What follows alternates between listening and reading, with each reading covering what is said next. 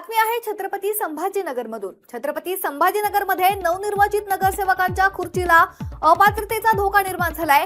अनधिकृत बांधकाम, 3 अपत्ये आणि अतिक्रमणासह विविध कारणांवरून दाखल तक्रारींच्या पार्श्वभूमीवर 27 नगरसेवकांच्या अपात्रतेची प्रकरणे आता सुनावणीच्या टप्प्यावर आली आहेत। संबंधित नगरसेवकांना एकूण 37 नोटिसा बजावण्यात आल्या असून त्यापैकी 8 प्रकरणांवर आज सुनावणी होणार आहे। नोटिसा बजावण्यात आलेल्यांमध्ये MIMचे 18, भाजपचे 6 आणि शिंदे शिवसेनेच्या एका नगरसेवकाचा देखील समावेश आहे।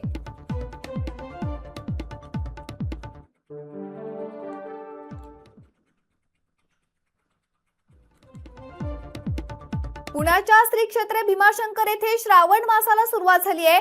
पहिला श्रावण सोमवार निमित्त भगवान शंकराच्या दर्शनासाठी भाविकांची मोठी गर्दी पाहायला मिळते। श्रावणातील पहिल्या सोमवारी भक्तांनी भीमाशंकर ज्योतिर्लिंगाचे दर्शन घेत भक्तिमय वातावरणात नव्या आरंभाची सुरुवात केली आहे। भाविकांची गर्दी लक्षात घेता प्रशासनाकडून मंदिर परिसरात दर्शनाची चांगली व्यवस्था करण्यात आली असून भाविकांसाठी पार्किंगचीही नियोजनबद्ध सोय करण्यात आली आहे। भीमाशंकरचे निसर्गरम्य वातावरण भाविकांसोबत पर्यटकांनाही आकर्षित करते।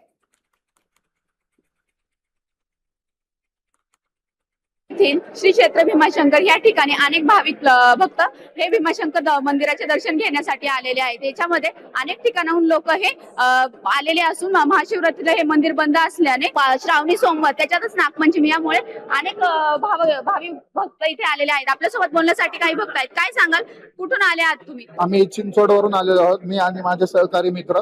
आम्ही श्रावण मासारंभ आणि श्रावणातला पहिला सोमवार म्हणून आम्ही असं ठरवलं होतं की महादेवाचं दर्शन करून या श्रावणाची सुरुवात करावी। तसेच येणाऱ्या पुढील आपल्या गणेशोत्सव वगैरे जे काही पुढील मराठी सण आहेत त्या देखील महादेवाचं स्थान खूप मोठं आहे। तर श्रावण मासारंभाची सुरुवात व्यवस्थित झालेली आहे। आता आपण येथे सगळे आलेलो आहोत भीमाशंकर परिसरात।